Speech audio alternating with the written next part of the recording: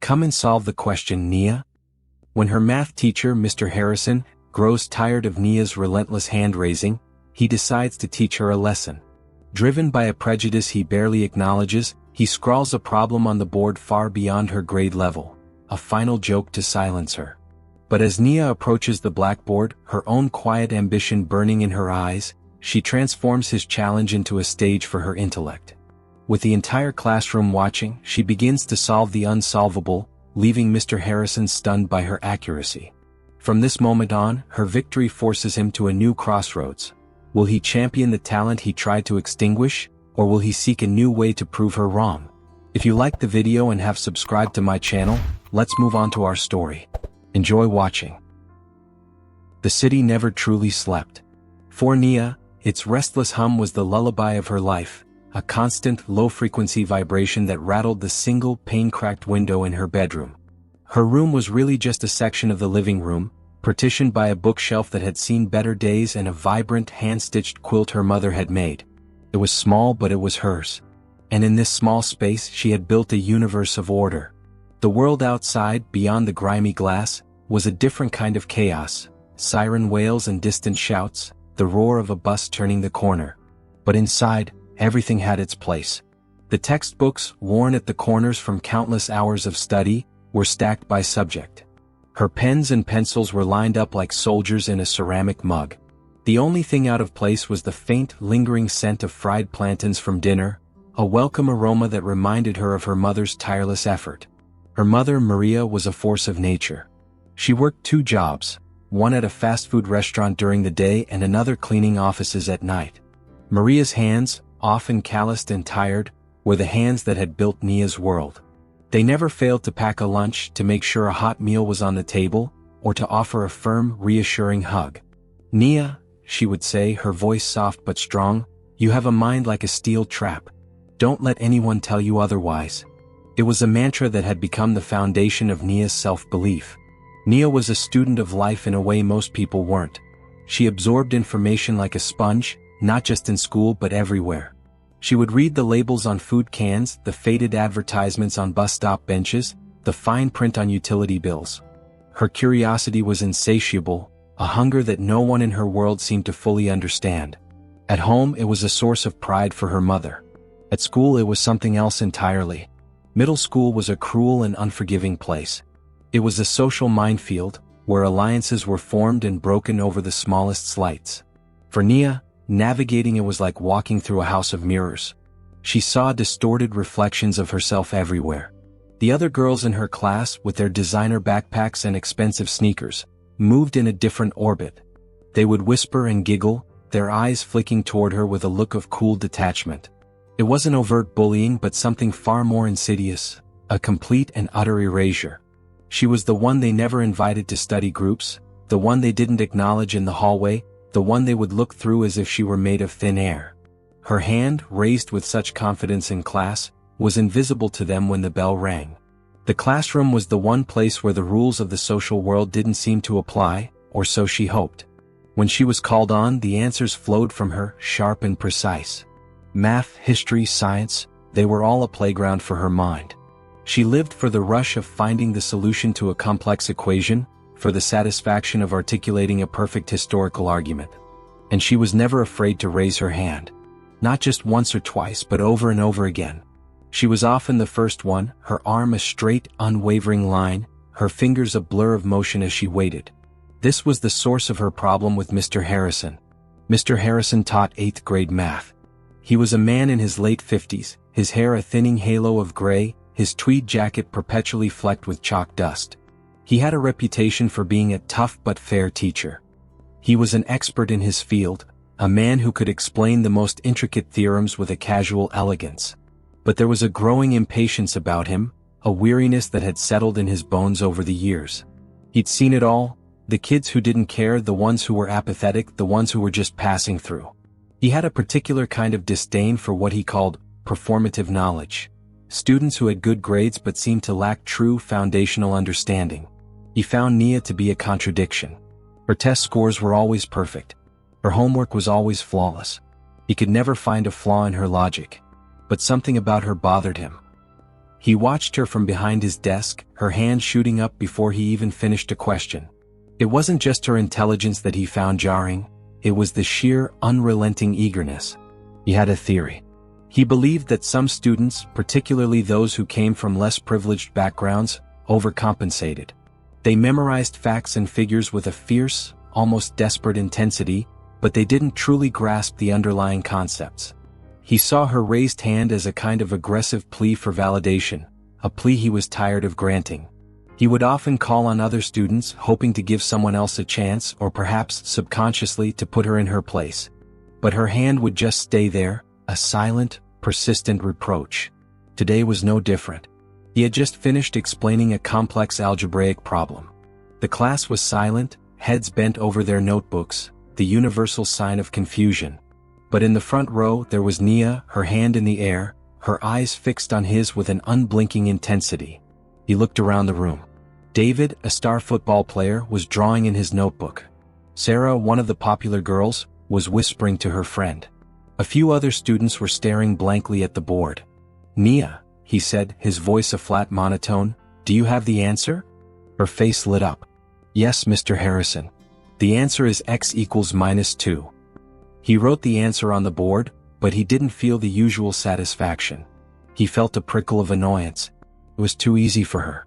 He had seen this before, the quick, memorized answer. But did she really understand why? Did she understand the fundamental principles behind the problem, or was it just rote repetition, a trick she had learned to impress teachers? He watched her as she carefully closed her notebook, her eyes bright with a kind of quiet triumph. The other students didn't even look up. They had long since accepted that Nia was a different species, a creature of numbers and facts who lived in a world they couldn't access. The separation was as stark as night and day. Mr. Harrison sighed, the sound barely audible above the low hum of the fluorescent lights. He knew he had a duty to teach the entire class, not just the one student who seemed to have everything figured out. But the more he tried to reach the others, the more he felt Nia's silent presence, her hand a constant reminder of her superior understanding, a beacon that seemed to mock the struggles of her peers. He felt a deep, irrational frustration building within him. He was a teacher, not a magician. He couldn't force them to care. He couldn't force them to understand. But maybe, just maybe, he could find a question that even Nia couldn't answer. The school day ended, and with it, the familiar hum of social indifference returned. Nia walked the crowded hallways, a ghost among a sea of vibrant, chattering bodies. She saw the groups huddled together, phones out, sharing a world she wasn't a part of. The cool dismissal, the averted gazes, the way her presence simply registered as an empty space. It was a routine she had long since accepted. But acceptance didn't mean it didn't hurt. The ache was a dull, constant throb, a quiet rebellion of her heart against a world that had decided she was unworthy of inclusion. The walk home was her own private decompression chamber. She didn't take the bus. It was an unnecessary expense. The journey was a long one, but she used the time wisely. She didn't listen to music like the other kids. Instead, she listened to the city. The rhythm of the traffic, the fragments of conversations that drifted from passing cars, the clatter of a food cart being pushed down the street, it was all data for her curious mind. She watched people's faces, trying to guess their stories, analyzing their postures and their gaits. The world was a vast, complicated puzzle, and she was determined to solve it, one small piece at a time. When she arrived home, the aroma of a home-cooked meal was already a comforting embrace. Her mother, Maria, was at the stove, a spatula in her hand, her movements a graceful dance. Maria looked tired, a few new lines etched around her eyes, but her smile was as bright as ever. "Nia Mija, you're home," she said, her voice a melody of relief.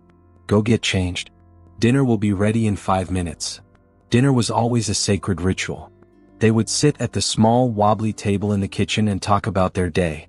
Nia would tell her mother about her classes, the new historical facts she'd learned about ancient civilizations, the fascinating complexities of cellular biology, the elegant logic of the math problems. Maria, in turn, would listen intently, her face a canvas of pride and admiration. She might not have understood the intricacies of E equals MC, or the nuances of the Treaty of Versailles, but she understood the fire in her daughter's eyes when she talked about them. "How was Mr. Harrison today?" Maria asked as she placed a plate of arroz con pollo in front of Nia. Nia shrugged, the feeling of Mr. Harrison's cold dismissal still fresh in her mind. He was fine. He asked me a question. I answered it. Maria's smile faltered slightly. She had seen this before, the way Nia's excitement would deflate when she talked about her interactions with Mr. Harrison. Maria knew her daughter wasn't getting the recognition she deserved. It wasn't fair. The world wasn't fair. Maria had learned that lesson a long time ago. But she had also learned that you fought for what was yours, even if it meant fighting a silent, endless battle. Don't let him get to you, Maria said, her voice firm but gentle. Your mind is a gift from God, Nia. It's not for him to judge. It's for you to use. Later that evening, while her mother was getting ready for her second job, Nia sat at her desk, the lamplight casting a warm, golden circle around her. She was working on her math homework, a series of advanced problems Mr. Harrison had assigned to the class. For the others, it was a source of frustration, but for Nia, it was a welcome challenge. She loved the clean, unambiguous world of numbers, where there was only one right answer, where the logic was pure and absolute. There was no room for prejudice in a quadratic equation. She moved through the problems with a fluid grace, her pencil a silent extension of her mind. She wasn't just solving them, she was exploring them, looking for alternative solutions, for deeper connections. She would occasionally look up at the cracked window, her eyes distant as she thought, lost in the intricate web of numbers and symbols. In this moment, she wasn't a poor girl from the wrong side of town, the one the other kids ignored. She was just Nia, a girl with a mind that hummed with quiet, powerful purpose.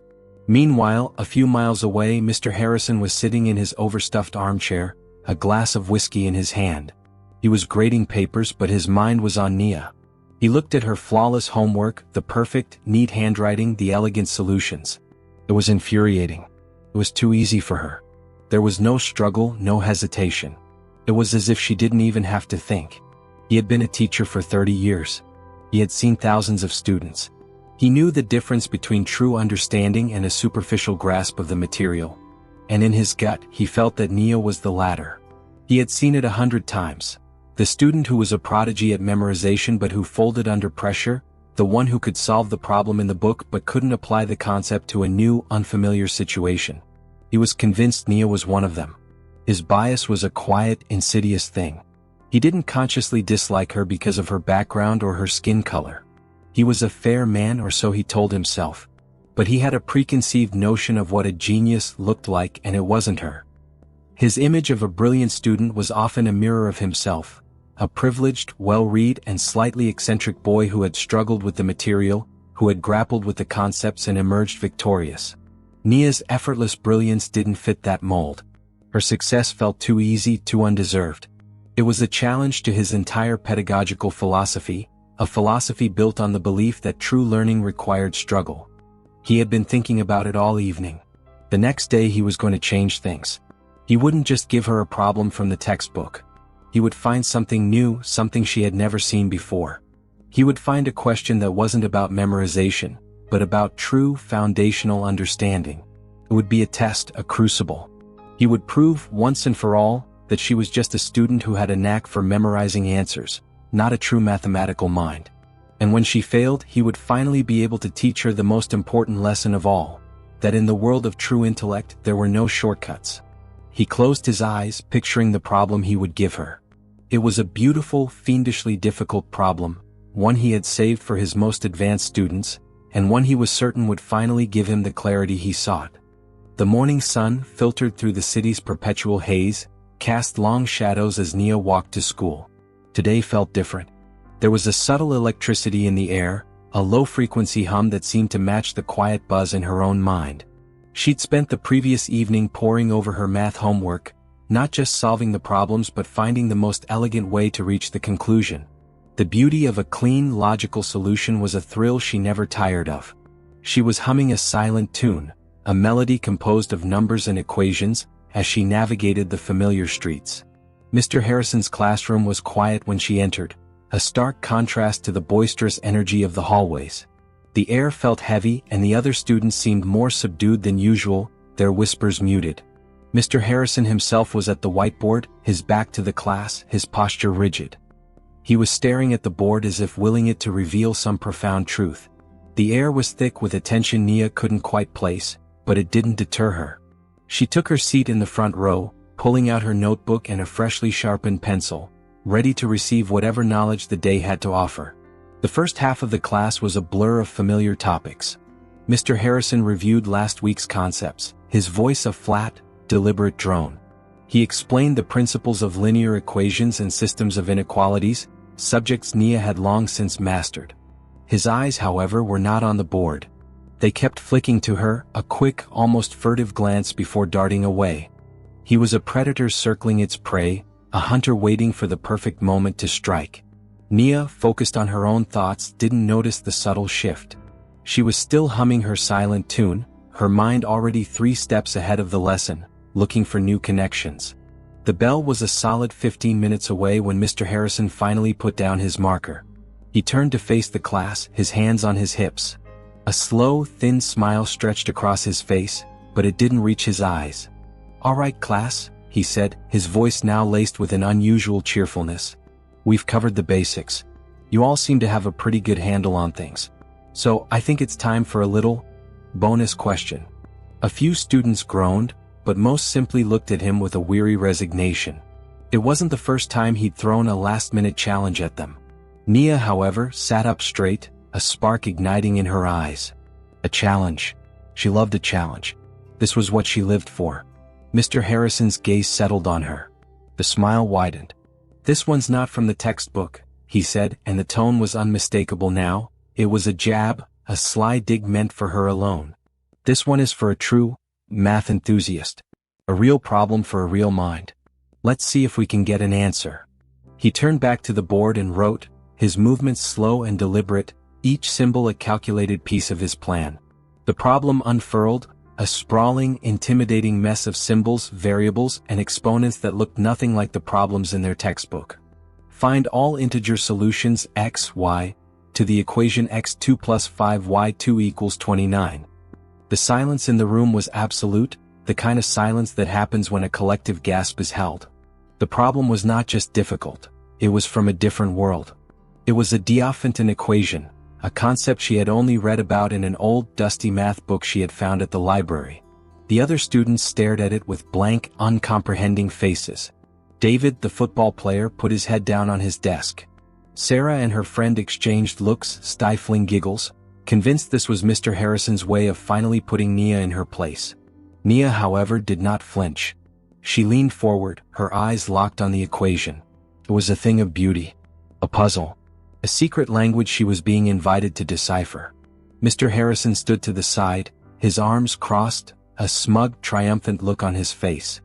He was waiting for her to stumble, to falter, to raise her hand and admit defeat. He was waiting for the perfect, quiet moment of humiliation that would finally prove his theory correct. But Nia was not defeated. She didn't feel shame or fear. She felt a profound and powerful sense of exhilaration. She wasn't thinking about her classmates or the social dynamic, or the fact that this question was clearly meant to mock her. She was thinking about the number 29, about perfect squares, and about the fundamental properties of integers. She didn't raise her hand. She just sat there, her pencil motionless, her eyes moving across the problem as she broke it down in her head. She knew what to do. The problem was not about memorization, it was about analysis. She would test possible integer values for y, a strategy she had learned for problems like this. She started with y equals 0. The equation became 2x equals 29. No integer solution. She tried y equals 1. The equation became x2 plus 5 is equal to 29, which simplifies to x2 is equal to 24. Still no integer solution. She knew that any integer value for y larger than 2 would result in 5y2 being greater than 29, leaving no possibility for an integer solution for x. So she moved on to the only other possible integer value for y that would yield a solution, y equals 2. She quietly wrote down, 2 plus 5, 4, equals 29 x2 plus 20 is equal to 29. And then she saw it. The elegant, simple, perfect solution. X equals plus or minus 3. The answer was a pair of integers. She had done it. The entire process took maybe 30 seconds, but to Mr. Harrison, it must have felt like an eternity. He had been watching her, his smug expression slowly draining away, replaced by a look of profound, dawning disbelief. He saw the way she didn't panic, the way she methodically worked through the problem. He watched her hand go to her pencil, her fingers still for a moment, and then, with a quiet, certain poise, begin to write. She didn't write on the board. She wrote in her notebook, her handwriting as neat and precise as ever. She wrote out the steps, the logical progression, the final answer. And then she raised her hand. It wasn't the frantic, eager wave of a student desperate to be seen. It was a slow, deliberate motion, a hand raised in quiet triumph. "Mr. Harrison," she said, her voice clear and steady in the silent room, "I believe I have the solution." He stared at her, then at the equation on the board, then back at her again. The smug look was entirely gone now. His face was a mask of shock and bewilderment. He had set a trap, an elaborate, carefully planned trap, and she had simply walked right over it as if it had never been there. He had expected her to flounder, to fail, to prove his theory correct. Instead, she had just quietly, effortlessly solved a problem that was 3 grade levels above her head. The silence in the room stretched, a palpable weight. The quiet rebellion had just become a revolution. The silence that followed Nia's words was not the usual classroom quiet.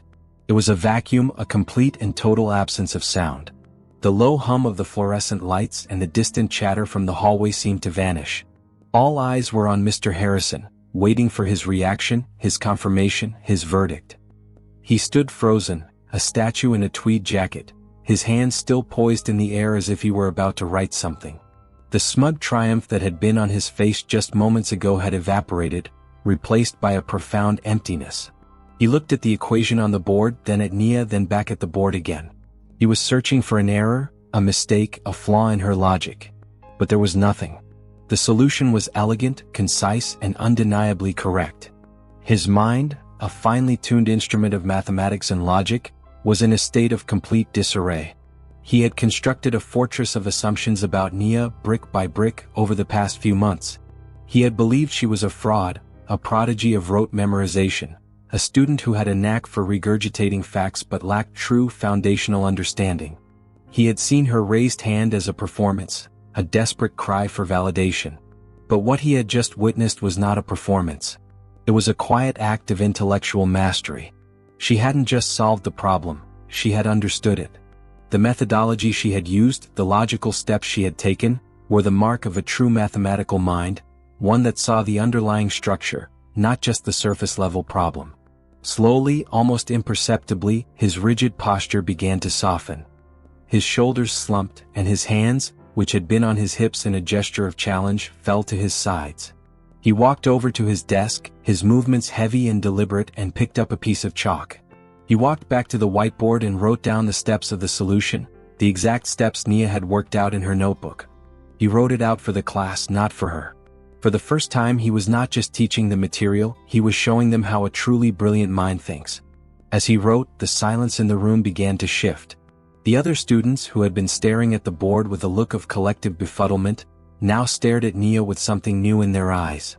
It wasn't the usual dismissal or apathy. It was a quiet, dawning respect. Sarah, who had been whispering to her friend, sat up straight, her jaw slightly agape. David, the football player, lifted his head from his desk, his eyes wide as he watched Mr. Harrison write out the solution. They were seeing Nia for the first time, not as the poor girl from the wrong side of town, not as the one who was too eager, but as an intellectual force.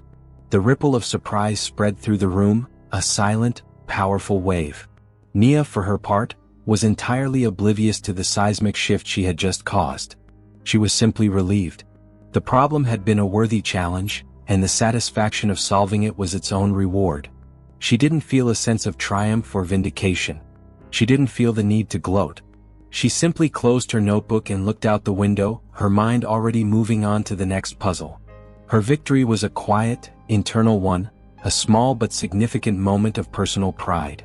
The world outside the classroom, with its social hierarchies and unwritten rules, seemed far away. She was in her element, in the pure logical world of numbers, and it was a place where she was unassailable. Mr. Harrison finished writing the solution. He put the chalk down and turned to face the class. He didn't look at Nia. He looked at the entire room, his gaze sweeping over the students who were now looking back at him with a newfound interest. "Class, he said, his voice surprisingly soft. What you just witnessed. That's what true mathematical thinking looks like. It's not about memorizing formulas. It's about seeing the problem, breaking it down, and finding the elegant, logical path to the solution. He finally looked at Nia, a single direct glance that held no trace of his previous disdain. It was a look of quiet admiration, of a grudging but powerful respect.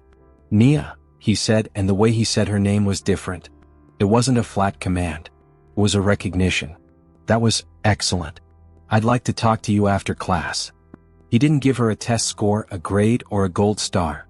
He gave her something far more valuable. He gave her his respect, and in the process he had inadvertently given her the respect of an entire classroom. The bell rang a few moments later, and the students, still slightly dazed, began to pack their things. The usual chatter was gone, replaced by a low, thoughtful murmur. Nia waited by her desk, her heart thumping softly. She didn't know what Mr. Harrison wanted to talk to her about. But for the first time she wasn't worried. The quiet rebellion had just won its first battle, and the revolution had just begun.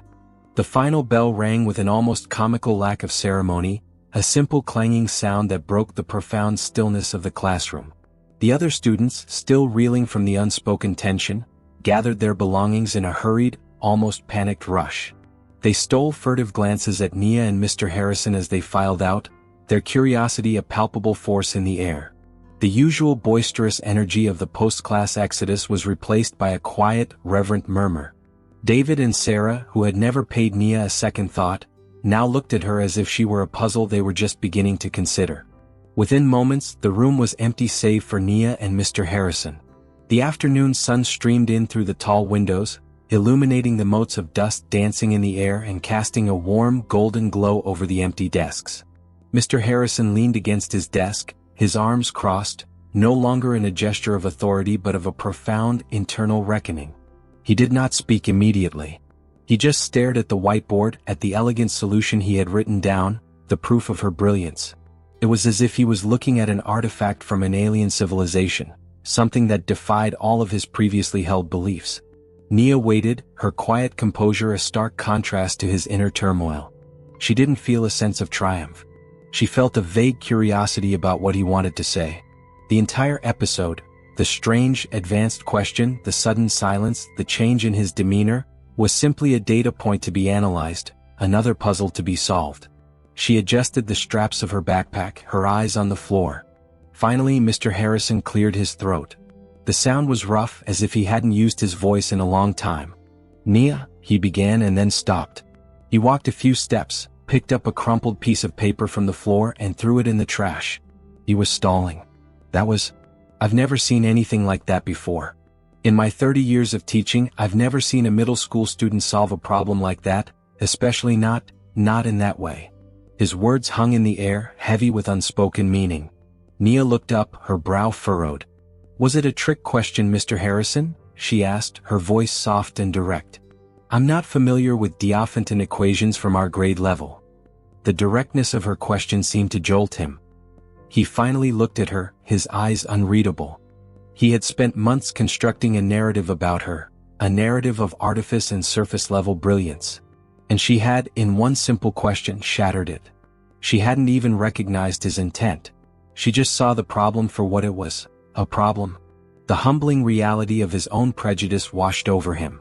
"No, Nia. It wasn't a trick question," he said, the words a quiet confession. "It was a test. A test I had no right to give you." He paused, running a hand over his face. "I had a preconceived notion. I believed that you had a gift for memorization, that you were just very good at replicating what you had seen before. I didn't believe you had a true, deep understanding of the concepts. I'm afraid I was very wrong." Nia listened, but the words didn't fully register. She didn't understand why he would feel that way. She had always just tried her best. "I'm sorry if I made you feel that way, Mr. Harrison," she said earnestly. I like math. I like to understand how things work." Mr. Harrison stared at her, a look of profound astonishment on his face. She wasn't being sarcastic.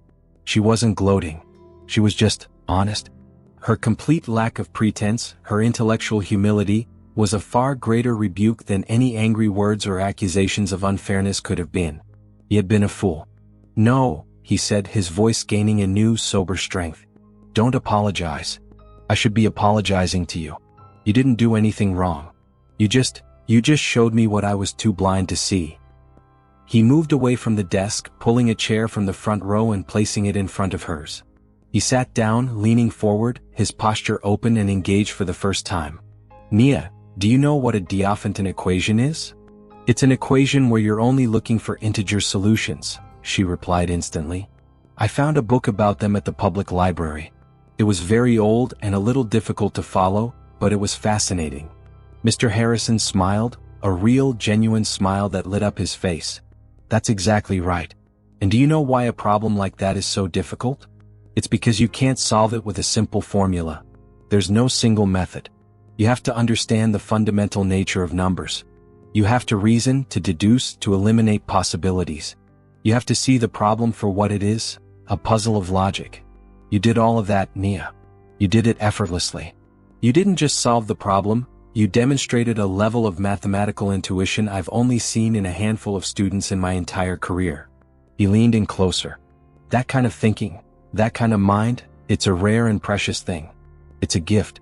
And it's not being challenged here. This school, this curriculum, it's not enough for you. We're a good school, but we're not a great school. We're not a school that can foster a mind like yours." Nia's heart began to beat a little faster. He was talking about her mind as if it were a precious, fragile thing, a secret she had always guarded. "There's a place," Mr. Harrison continued, his voice low and conspiratorial. "A private school on the other side of the city. It's a school for gifted students. It's a place where they don't just teach you math, they teach you how to think like a mathematician. They have a program, an accelerated program for students who show a significant aptitude. I have a colleague who teaches there. We've talked for years about the kind of student that could thrive in that environment. I'm going to call him. I'm going to tell him about you. I'm going to tell him what I saw today." He pulled out a business card from his wallet and wrote something on the back. "This is his number. I want you to call me if you have any questions. We'll set up a meeting. This school, it's expensive. I know that. But they offer scholarships. Full scholarships for students who show the kind of potential you showed today. It won't be easy, Nia. You'll have to take a test. It will be harder than anything you've ever seen. But I have a feeling you'll be able to handle it." He handed her the card, his hand trembling slightly. It was an olive branch, a mea culpa, and a promise all rolled into one. Nia took the card, her fingers brushing against his. She looked at the card, then at him. He looked tired, humbled, but also hopeful. He had set out to prove her wrong, and in the process she had proved him wrong, and in the process she had taught him a lesson he would never forget. The quiet rebellion had just won its most important victory yet. The Monday after the phone call, Nia walked into her school and immediately felt the difference. It was subtle, a shift in the way heads turned, in the way whispers fell silent as she passed.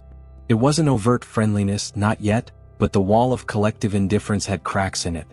Instead of a dismissive silence, there was a quiet curiosity, a new, tentative interest. Sarah, who usually pretended not to see her, even offered a stiff, almost imperceptible nod from her desk. It was a strange, unsettling kind of attention, and Nia didn't know how to handle it. She was used to being invisible, now she was under a microscope. She kept her head down, her focus a shield against the curious stares, and found solace in the quiet world of her own thoughts. Her mind, however, was no longer just a haven for mathematical puzzles. It was a battlefield of preparation. The rest of the week was a blur of frantic, determined study. The business card from Mr. Harrison's colleague was now taped to her bedroom wall, a constant, tangible reminder of the goal. She and her mother had a new routine. After school, they would head straight to the public library, a short bus ride from their apartment. The library, a quiet, sprawling building with rows upon rows of books, became their second home. The hushed atmosphere, the scent of old paper and dust, was a comforting backdrop to her intense study sessions. They would find a small, secluded table in the back of the nonfiction section, near the tall, dusty shelves of advanced mathematics. Elena would sit with her, not as a teacher but as a silent, unwavering presence. She would read books she didn't understand, simply to be close to her daughter, to offer a quiet, reassuring smile whenever Nia looked up. For her part, Nia worked tirelessly. She devoured books on abstract algebra, on number theory, on geometry theorems she had never heard of. Her notebook, the same one where she had solved Mr. Harrison's problem, was now a tapestry of complex equations and hurried notes. She worked until her head ached and her fingers were smudged with ink. The work was exhilarating, but it was also profoundly difficult. She wasn't just learning new concepts. She was teaching herself how to think in a completely different way. The material at her current school was predictable, a straightforward path from A to B. The problems she was now facing were winding, convoluted journeys through a landscape of logical possibilities. There was no single right answer, no clear-cut path. It required a new kind of creative, intuitive thinking. And for the first time, Nia felt a tremor of self-doubt. What if she was just good at what she had already been taught? What if she had reached the limits of her mind? What if Mr. Harrison's faith in her had been misplaced? One afternoon in the library she hit a wall. A problem on probability seemed to have no solution. She reread the problem, checked her notes, and tried to approach it from every possible angle, but nothing worked. The numbers swam before her eyes, and a wave of frustration, dark and heavy, washed over her. She slammed her book shut, the loud thud echoing in the quiet room. Her mother looked up, her expression a mix of concern and understanding. "Take a break, baby," Elena said softly. "You've been at it for hours. Go get a drink of water." Nia just shook her head, her eyes welling up with tears of sheer frustration. "I can't, Mama," she whispered, her voice thick with emotion. "I don't get it. What if I'm not as smart as he thinks? What if I'm not good enough?" Elena got up, walked over, and pulled Nia into a gentle hug. "Listen to me, Nia. It's not about being smart enough. It's about being you. You've always been you. You've always worked harder than anyone else. This isn't just about a test, baby. This is about taking a chance. We're taking a chance on you. And I know with all my heart that you are worth every single chance." Her words were a lifeline, a simple, powerful truth that cut through the noise of her self-doubt. Nia's tears stopped and she took a deep, shaky breath. She opened the book again, her determination renewed. At school, Mr. Harrison's support, though subtle, was a steady source of encouragement. He never spoke about the test, but he would often leave books on her desk, books on topics he had overheard her discussing with him. A book on logic puzzles, a primer on cryptography, even a book on the history of mathematics. He would simply place them there without a word, a quiet acknowledgement of their new, unspoken alliance. One afternoon as she was leaving class he stopped her. "Nia," he said, his voice low and serious. "Just remember what you already know. Trust your instincts. And don't let the noise get to you." He was talking about the test, but he was also talking about her classmates, about the world. He was telling her to trust herself, a message she desperately needed to hear. The week passed in a blur of equations, theorems, and late-night study sessions. The anxiety was a low hum beneath the surface of her concentration, a constant companion. The scholarship was not just an opportunity, it was a weight, a heavy, magnificent weight of expectation. Her mother had cashed in some of her hard-earned savings to buy Nia a new outfit for the test, a crisp button-down shirt and a pair of dark slacks, and the gesture, a symbol of their collective hope, was both a comfort and a source of pressure. On Friday, as she walked home from school, the other students seemed to have forgotten the strange newness of her. The normal social cliques had reasserted themselves, and she was once again on the periphery. But this time she didn't mind. She didn't feel the sting of exclusion. She was no longer a part of their world. She was on the cusp of entering a new one. The quiet rebellion had found its purpose, and the destination was just a day away.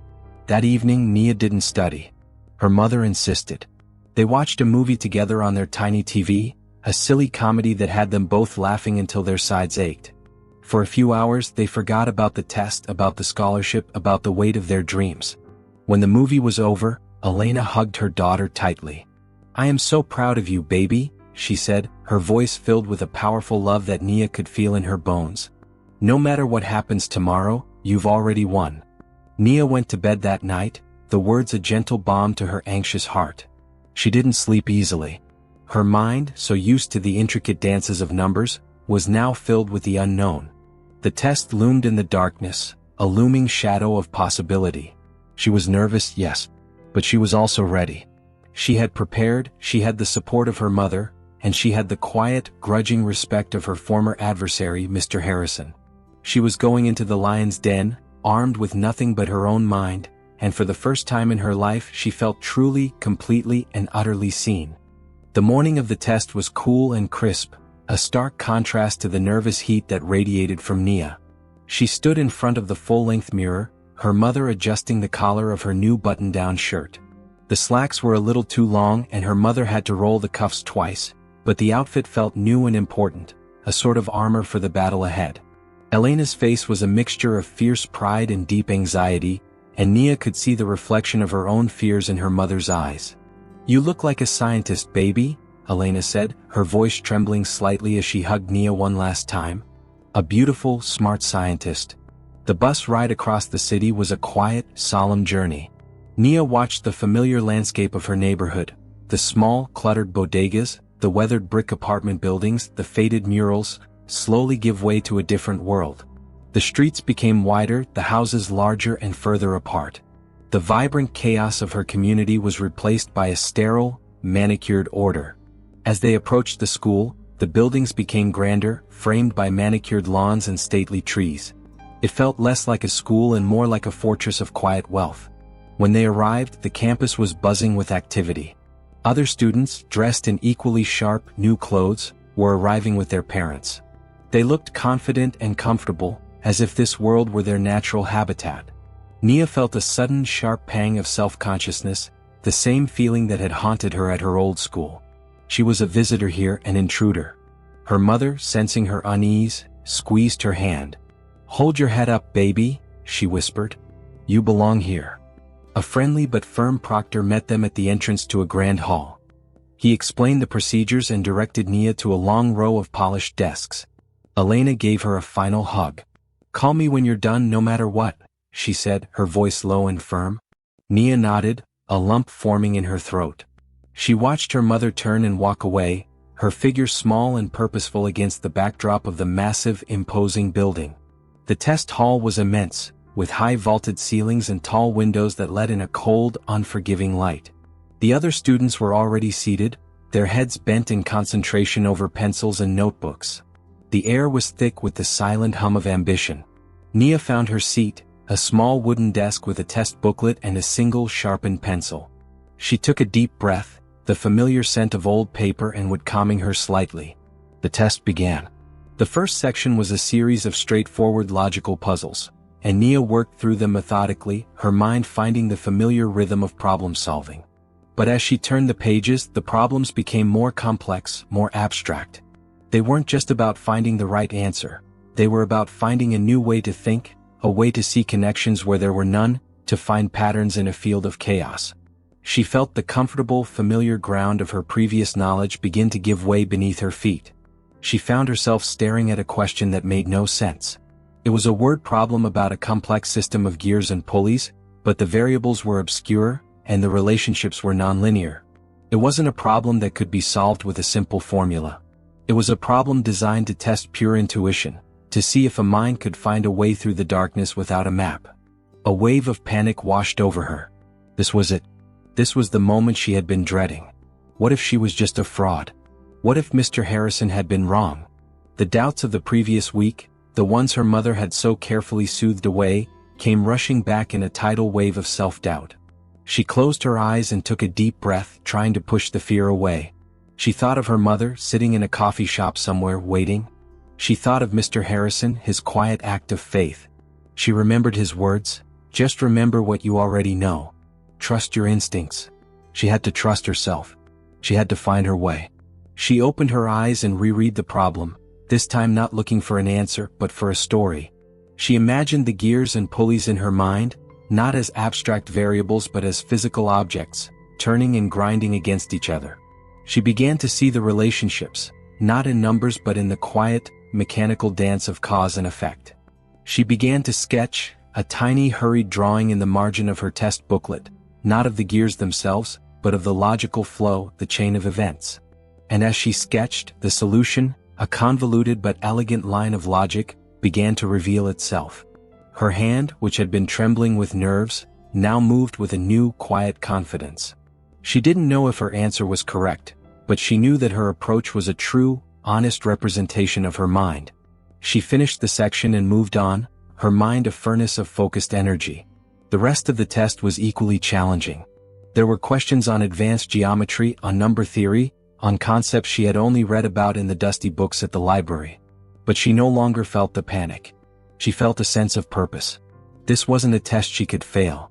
It was a test she could either solve or not solve, and she was going to give it everything she had. She finished just as the proctor called time. She put down her pencil, her hand aching, her mind a buzzing hive of exhaustion. She didn't feel a sense of triumph. She felt a profound, bone-deep fatigue, the kind that comes after a long, difficult journey. She handed in her test booklet and walked out of the hall, her movements slow and deliberate. The other students were chattering excitedly, comparing answers and guessing their scores. Nia just kept walking, her mind still in the world of numbers and logic. She found her mother in a small cafe across the street. Elena looked up as she approached, her face anxious. She didn't ask how it went. She didn't need to. The exhaustion in Nia's eyes told her everything. She simply hugged her daughter tightly. "Let's go home, baby," she said. The bus ride home was a silent, peaceful one. Nia leaned her head against the window, watching the familiar landscape of her neighborhood reappear, and for the first time, it didn't feel small. It felt like home. She had been tested not just by a school but by her own doubts and fears, and she had passed. She had stood up to the quiet, powerful forces that had told her she didn't belong, and she had walked away with her head held high. Now all they could do was wait. The rebellion had been fought, and the final victory or defeat was in the hands of others. The days that followed the test were a quiet torture. Time, which had sped by during the week of preparation, now crawled at a snail's pace. Every morning felt like an endless stretch of anticipation. Nia would check the mailbox with a knot of anxiety in her stomach, only to find the usual flyers and bills. The silence of the wait was heavier than any frustration she had ever known. She and her mother spoke about it in hushed, nervous tones, afraid that speaking of it too loudly might somehow jinx the outcome. Elena tried to keep her spirits up, reminding her that no matter what happened, she was already a winner, but the words, though loving, were a thin comfort against the vast ocean of uncertainty. At school, the new, tentative respect from her classmates had solidified into something more tangible. Students who had once ignored her now approached her with questions about math, their voices tinged with a newfound admiration. Even Sarah, the queen of the social hierarchy, looked at her with a mixture of confusion and grudging respect. It was a strange kind of vindication, but it felt hollow. The validation she truly craved was not from them, but from the institution that held her future in its hands. She found herself glancing at Mr. Harrison's desk more often, but he remained a quiet, watchful presence, his eyes holding a secret hope she dared not acknowledge. They had both placed a bet on her, and now they were both waiting for the results. One afternoon, almost a month after the test, the mailman's whistle blew. Nia was in the kitchen, helping her mother with dinner. The sound was a simple, everyday occurrence, but this time, it sent a jolt of electricity through the small apartment. Elena's head snapped up. She looked at Nia, her eyes wide, and Nia knew they were both thinking the same thing. The moment they had been waiting for had finally arrived. Nia walked to the door, her legs feeling heavy, and slowly opened the mailbox. Inside, nestled among the usual junk mail, was a thick, cream-colored envelope, its edges crisp and its address block written in an elegant, formal font. It was from the school. She didn't open it. She took it to her mother, holding it out as if it were a fragile bird. The two of them stood there for a long moment, the envelope a silent, powerful testament to their journey. There was no need for words. They knew what was in their hands was either the beginning of a new life or a heartbreaking end to a dream. Elena, her hand trembling, took the envelope from Nia and placed it on the kitchen table. "You do it, baby," she whispered. "This is your moment." Nia sat down and carefully, with a reverence she would normally reserve for a sacred text, slid her finger under the flap. The seal broke with a soft, tearing sound that felt deafening in the quiet room. She unfolded the single sheet of thick paper. The letter was formal, concise. She scanned the first few lines, her heart pounding in her chest. The words swam before her eyes, a blur of formal language and professional pleasantries. Then her eyes landed on a single sentence, a phrase that made the world tilt on its axis. "It is with great pleasure that we extend to you a full scholarship to our institution." A single sob escaped her mother's lips. Nia reread the words and then she read them again. The scholarship was full, not partial, not conditional. It was a complete, unconditional offer. A full scholarship that would cover her tuition, books, and fees. It was everything they had dreamed of and more. But the letter wasn't done. The last paragraph held another equally powerful revelation. Additionally, we would like to invite you to join our advanced mathematics program, an exclusive cohort for students who have demonstrated extraordinary potential. Nia looked up from the letter, her eyes filled with tears, and saw her mother's face, a beautiful, shining canvas of pure, unadulterated joy. Elena's tears flowed freely now, a quiet river of relief and triumph. She pulled Nia into a bone-crushing hug, their bodies shaking with the force of their shared emotion. "We did it," Nia whispered into her mother's shoulder, and the simple words held the weight of a lifetime of struggle, of a quiet, unyielding rebellion, of a promise finally fulfilled. It wasn't just a letter. It was a key that would unlock a door they had only ever seen from a distance. The celebration that evening was a quiet, intimate affair. They didn't have a big party or a fancy dinner. They went to their favorite diner, a small, worn place with red vinyl booths and a jukebox in the corner. They ordered her favorite meal and ate it with a new, quiet kind of satisfaction. The food tasted sweeter, the conversation felt lighter. The future was no longer a distant, abstract concept. It was a palpable, immediate reality. The next day, Nia and her mother, filled with a new, quiet confidence, went to her old school to give Mr. Harrison the good news. They walked into his classroom and his face, which was usually a mask of professional distance, broke into a wide, genuine smile when he saw them. He read the letter, his eyes tracing the elegant words that had changed Nia's life.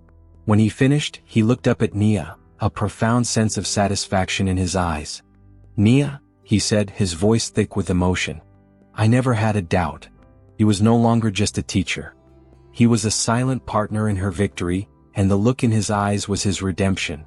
He told them he had a contact at the new school, and he would let them know to look out for her.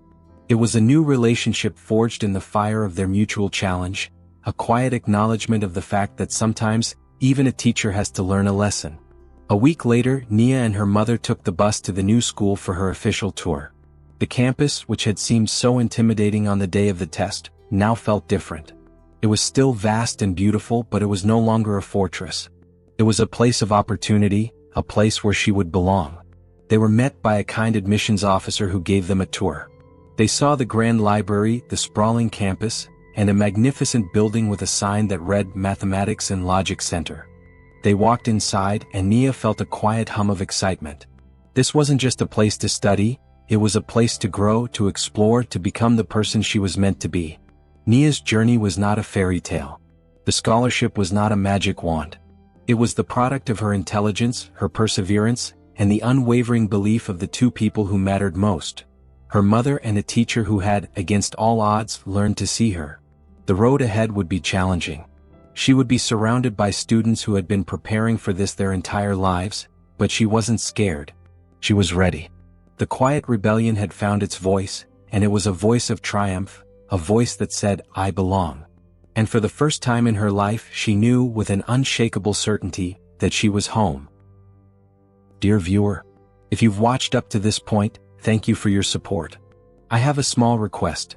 If you enjoy my stories, you can subscribe to the channel, and don't hesitate to share your thoughts about the stories in the comments. Enjoy watching.